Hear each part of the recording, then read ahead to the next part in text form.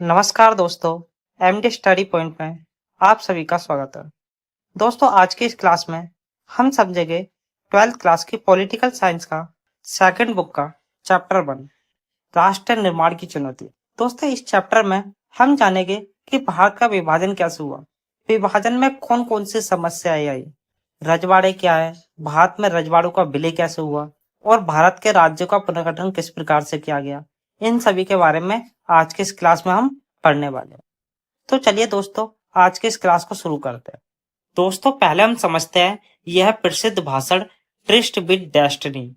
दोस्तों, यह भाषण 14-15 अगस्त 1947 की मध्य रात्रि को आजादी से कुछ क्षण पहले भारत के पहले प्रधानमंत्री पंडित जवाहरलाल नेहरू ने दिया था। दोस्तों, इस भाषण को भाग्य बधू से चिर प्रतीक्षित भेंट या ट्रिस्ट विद डेस्टिनी के नाम से जाना जाता है। दोस्तों, अगर हम आजादी के बाद की बात करें तो आजादी के बाद दो बातों पर सबकी सहमति थी। पहली बात यह है कि आजादी के बाद देश का शासन लोकतांत्रिक सरकार के जरिए चलाया जाए और दूसरी यह है कि सरकार सबके भले के लिए काम करेगी। इस शासन में गरीबों और कमजोरों का खास ख्याल रखा जाएगा। तो दोस्तों, ये क्वेश्चन एग्जाम में कई बार पूछा जाता है कि बताओ आजादी के समय किन दो बातों पर सबकी सहमति बनी थी। तो ये दो बातें थी, इन पर आजादी के बाद सब लोगों की सहमति थी। दोस्तों, अब हम समझते हैं कि आजादी के बाद भारत के सामने तीन प्रमुख चुनौतियां कौन सी थी। तो दोस्तों, पहली चुनौती थी एकता स्थापित करना। दोस्तों, भारत अपने आकार के हिसाब से एक विशालकाय देश है। यहाँ अलग अलग भाषा, अलग अलग धर्म और अलग अलग संस्कृति के लोग रहते हैं। ऐसे में आजादी के समय हुए विभाजन के कारण सभी के मन में ये संदेह था कि क्या भारत ऐसी विपरीत स्थिति में एक रह पाएगा। दोस्तों, उस समय भारत में 565 रजवाड़े हुआ करते थे। इन सभी रजवाड़ों को एक साथ लाकर भारत के अंदर शामिल करना एक बहुत बड़ी चुनौती थी। दोस्तों, भारत के सामने दूसरी चुनौती लोकतंत्र स्थापित करने की थी। इसमें क्या था, भारत ने अपनी चुनाव प्रणाली और अपना संविधान लोकतंत्र के आधार पर बनाया था, जिसमें कहा गया था कि भारत में सरकार का चुनाव जनता के द्वारा किया जाएगा। तो इसलिए इतने बड़े देश में, भारत एक विशाल देश था, भारत जैसे इतने बड़े देश में लोकतांत्रिक रूप से चुनाव कराना एक बहुत मुश्किल काम था। तीसरी थी सभी वर्गों का विकास। दोस्तों, भारत की तीसरी चुनौती विकास से संबंधित थी। इसमें कहा गया था कि भारत सरकार ऐसी योजना बनाए जिससे सभी लोगों का समान रूप से विकास हो, किसी के साथ भी भेदभाव ना हो। इतने विविधता वाले देश में, इतने बड़े देश में सभी के साथ समानता और सभी का समान रूप से विकास करना एक बहुत बड़ी चुनौती थी। तो दोस्तों, भारत के सामने आजादी के समय ये तीन प्रमुख चुनौतियां थी। पहला, एकता स्थापित करना, दूसरा लोकतंत्र कायम करना, तीसरा सभी वर्गों का विकास। दोस्तों, अब हम भारत के विभाजन के बारे में समझते हैं। दोस्तों, भारत का विभाजन 14-15 अगस्त 1947 की मध्य रात्रि को धर्म के आधार पर किया गया था। दोस्तों, मुस्लिम लीग के द्वारा भारत के विभाजन की मांग की गई। मुस्लिम लीग ने द्विराष्ट्रीय सिद्धांत दिया था, जिसके अनुसार कहा गया था कि भारत किसी एक धर्म का देश नहीं है, बल्कि हिंदू और मुस्लिम दो धर्मों का देश है। ये दोनों धर्म एक साथ नहीं रह सकते। इसलिए मुस्लिम लीग ने मुसलमानों के लिए एक अलग देश पाकिस्तान की मांग की थी। दोस्तों, भारत के विभाजन की क्या प्रक्रिया थी, इसके बारे में समझते हैं। दोस्तों, भारत का विभाजन धर्म के आधार पर किया गया था। इसमें कहा गया था कि ब्रिटिश भारत के जिन क्षेत्रों में मुस्लिम आबादी ज्यादा है वे क्षेत्र पाकिस्तान कहलाएंगे, और जिन क्षेत्रों में गैर मुस्लिम आबादी ज्यादा है वे क्षेत्र भारत या हिंदुस्तान कहलाएंगे। तो दोस्तों, इसमें सबसे बड़ी समस्या यह थी कि ब्रिटिश भारत का कोई भी एक अकेला ऐसा क्षेत्र नहीं था जहां मुस्लिम आबादी ज्यादा हो, बल्कि ऐसे दो क्षेत्र थे, एक पूर्व में और दूसरा पश्चिम में। पूर्व में बंगाल वाला क्षेत्र और पश्चिम में पंजाब वाला क्षेत्र। इन क्षेत्रों में मुस्लिम आबादी ज्यादा थी। अब इन क्षेत्रों को एक करके एक अलग देश बनाना बहुत बड़ी चुनौती थी। तो उस समय नेताओं ने यह हल निकाला कि ये दोनों क्षेत्र पाकिस्तान कहलाएंगे, एक पश्चिमी पाकिस्तान और एक पूर्वी पाकिस्तान, लेकिन दोनों में एक ही सरकार काम करेगी। दूसरी समस्या ये आई कि इन दोनों ही क्षेत्रों में कुछ क्षेत्र ऐसे थे जहां पर गैर मुस्लिम आबादी ज्यादा थी। पश्चिमी पाकिस्तान का पूर्वी क्षेत्र जो वर्तमान में पंजाब है, और पूर्वी पाकिस्तान का पश्चिमी क्षेत्र जो पश्चिम बंगाल के नाम से जाना जाता है। इन क्षेत्रों में गैर मुस्लिम आबादी ज्यादा थी। तो ऐसे में कहा गया कि इन क्षेत्रों का भी धर्म के आधार पर विभाजन किया जाएगा। इसलिए पूर्वी पाकिस्तान में से पश्चिम बंगाल भारत में शामिल कर लिया गया और पश्चिमी पाकिस्तान में से पंजाब को भारत में शामिल कर लिया गया। तो दोस्तों इस प्रकार से भारत का विभाजन किया गया था। दोस्तों अब हम समझते हैं कि भारत के विभाजन के क्या क्या परिणाम हुए। तो पहला था, लोगों को मजबूरन अपना घर छोड़कर सीमा पार जाना पड़ा। जो भारत में मुस्लिम लोग थे उन्हें पाकिस्तान जाना पड़ा, और जो पाकिस्तान में हिंदू और सिख थे उन्हें बड़े पैमाने पर भारत आना पड़ा। बड़े पैमाने पर लोगों के साथ हिंसा की गई। पाकिस्तान में हिंदू और सिखों के साथ बड़े पैमाने पर हिंसा की गई, और भारत में मुस्लिम लोगों के साथ बड़े पैमाने पर हिंसा की गई। दोस्तों भारत में अमृतसर और कोलकाता में मुसलमानों के खिलाफ बड़े पैमाने पर हिंसा की गई थी। इन दोनों प्रांतों में हजारों की संख्या में हिंदू और मुस्लिम मारे गए थे। लोगों को मजबूरन शरणार्थी शिविरों में रहना पड़ा। दोस्तों जो हिंदू और सिख पाकिस्तान से भारत आए थे उन्हें भारत में शरणार्थी शिविरों में रहना पड़ा, और जो मुस्लिम भारत से पाकिस्तान गए थे उन्हें पाकिस्तान में शरणार्थी शिविरों में रहना पड़ा। दोनों ही धर्मों की औरतों को बड़े पैमाने पर अगवा किया गया और उनका धर्म परिवर्तन कराया गया और उनसे जबरन शादी की गई। दोस्तों कई मामलों में तो ऐसा हुआ कि कई लोगों ने अपने परिवार की इज्जत बचाने के लिए खुद घर की बहू बेटियों को मार डाला, ताकि उन औरतों के साथ कोई गलत व्यवहार ना कर सके। दोस्तों भारत के विभाजन के समय संपदा के साथ साथ टेबल, कुर्सी, टाइपराइटर और पुलिस का भी बंटवारा हुआ था। दोस्तों लगभग 80 लाख लोगों को अपना घर छोड़कर सीमा पार जाना पड़ा था, और दोस्तों विभाजन के कारण लगभग 5 से 10 लाख लोगों को अपनी जान गंवानी पड़ी थी, और लाखों की संख्या में लोग घायल हो गए थे। तो दोस्तों ये सब भारत के विभाजन के परिणाम थे। दोस्तों अब हम समझते हैं कि 1947 के साल को हिंसा और त्रासदी का साल क्यों कहा जाता है। तो दोस्तों 1947 के साल को हिंसा और त्रासदी का साल इसलिए कहा जाता है क्योंकि 1947 में भारत को आजादी मिली, लेकिन विभाजन के साथ। दोस्तों विभाजन के कारण लाखों की संख्या में लोग मारे गए, महिलाओं के साथ अत्याचार किया गया, और लाखों की संख्या में लोग बेघर हो गए थे। इन सभी कारणों की वजह से 1947 के साल को हिंसा और त्रासदी का साल कहा जाता है। दोस्तों पहले हम समझते हैं कि रजवाड़े किसे कहते हैं। दोस्तों आजादी से पहले भारत दो भागों में बटा हुआ था, ब्रिटिश प्रांत और रजवाड़े। ब्रिटिश प्रांत वे क्षेत्र हुआ करते थे यहाँ पर अंग्रेजों का सीधा नियंत्रण था, डायरेक्ट अंग्रेज राज करते थे जहां पर। उन क्षेत्रों को ब्रिटिश प्रांत कहा जाता था। और रजवाड़े वे क्षेत्र हुआ करते थे यहाँ पर राजा लोग अंग्रेजों के अधीन रहकर, अंग्रेजों के गुलाम रहकर शासन करते थे। इस प्रकार से भारत आजादी से पहले दो भागों में बटा हुआ था। दोस्तों जब भारत को आजादी मिली उस समय भारत में 565 रजवाड़े थे। इन रजवाड़ों को भारत में किस प्रकार से शामिल किया गया इनके बारे में समझते हैं कि रजवाड़ों का विलय भारत में कैसे हुआ। दोस्तों आजादी से पहले अंग्रेजों ने पूरे भारत में ये घोषणा कर दी थी कि भारत के आजाद होते ही भारत में जितने भी रजवाड़े हैं वे सभी आजाद हो जाएंगे, और आजाद होने के बाद वे चाहे भारत में शामिल हो या पाकिस्तान में शामिल हो, या वे अपने आप को एक स्वतंत्र रियासत बनाए, एक स्वतंत्र देश बनाए। ये फैसला अंग्रेजों ने जनता को ना देकर रजवाड़ों के राजाओं को दिया था।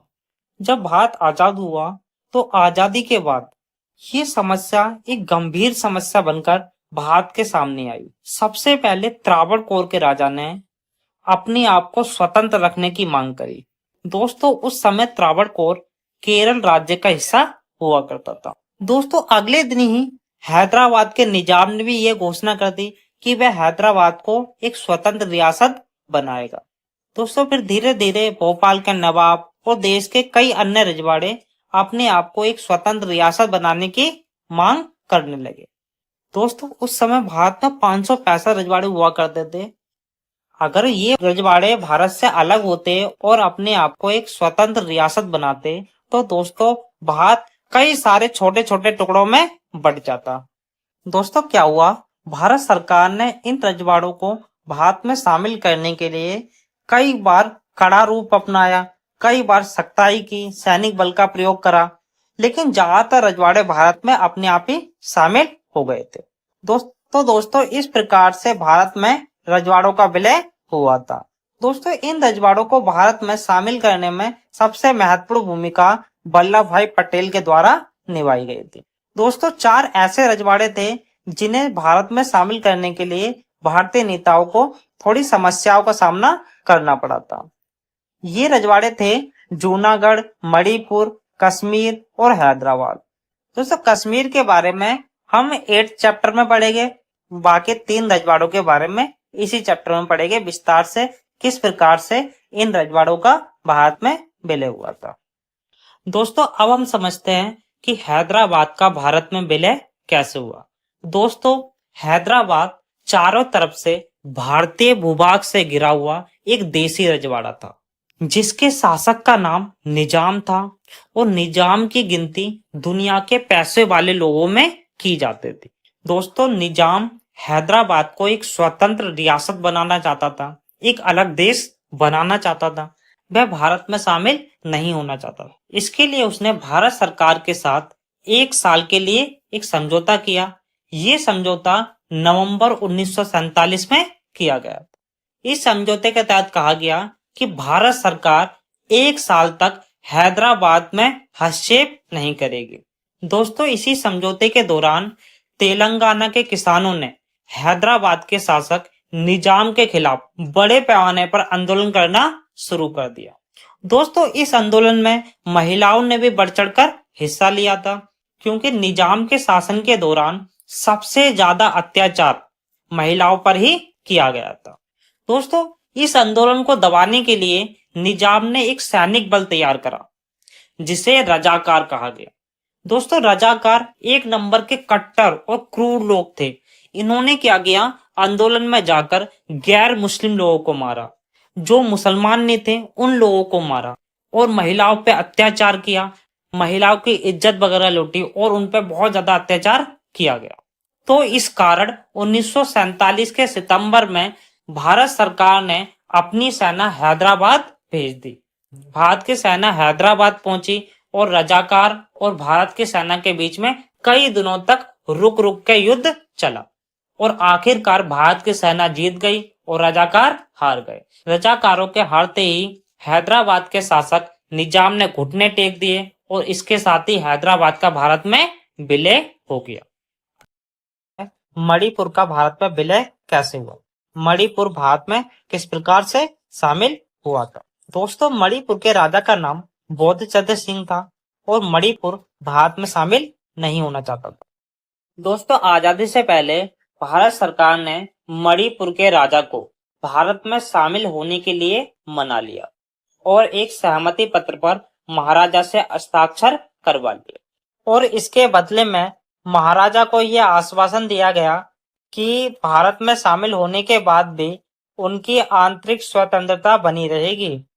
दोस्तों आजादी के बाद मणिपुर की जनता ने महाराजा पर दबाव बनाया और मणिपुर में सार्वभौमिक वयस्क मताधिकार के आधार पर चुनाव कराए गए।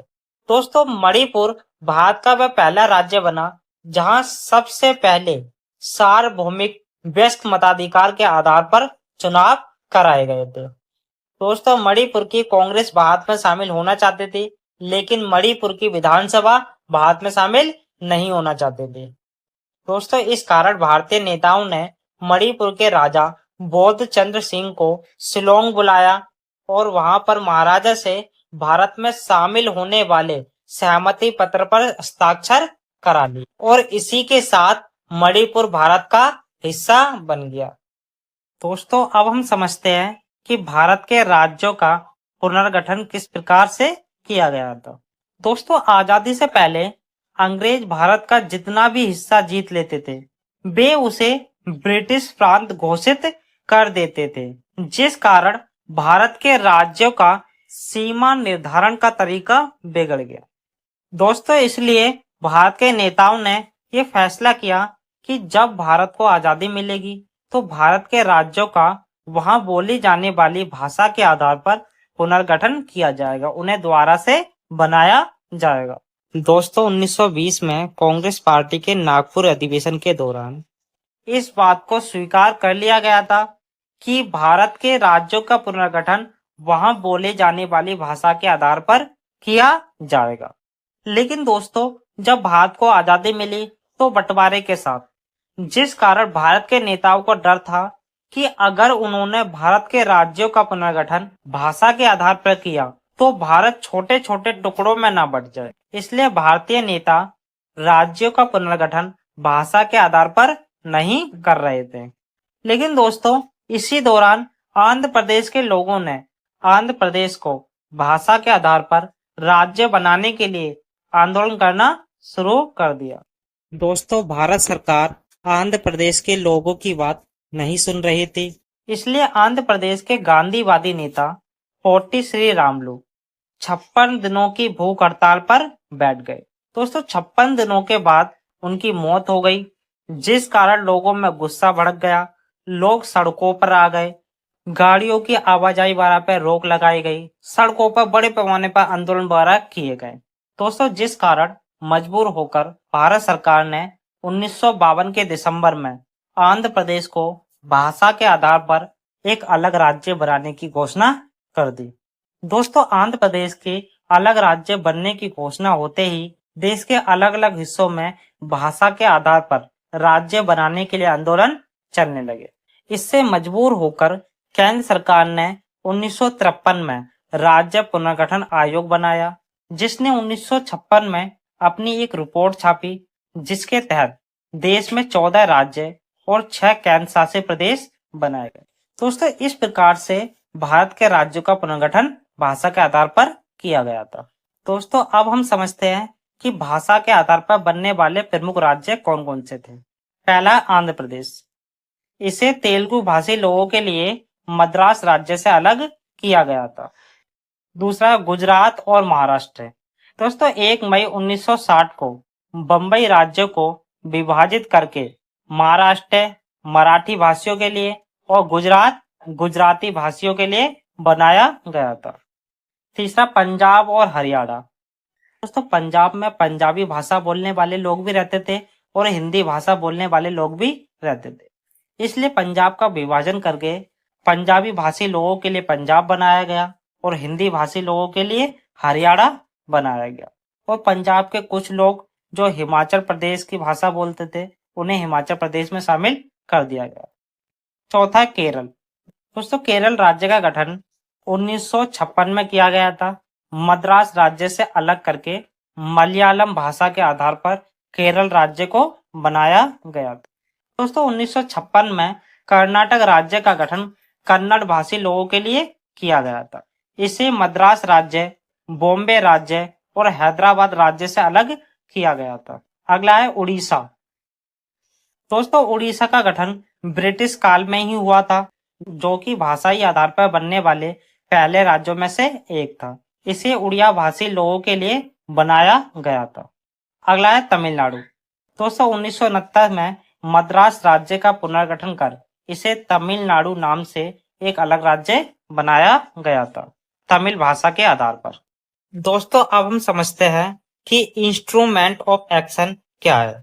दोस्तों यह एक सहमति पत्र है जिस पर हस्ताक्षर करने का अर्थ होता है कि वह रजवाड़ा अपनी मर्जी से बिना किसी दबाव के भारत में शामिल होना चाहता है।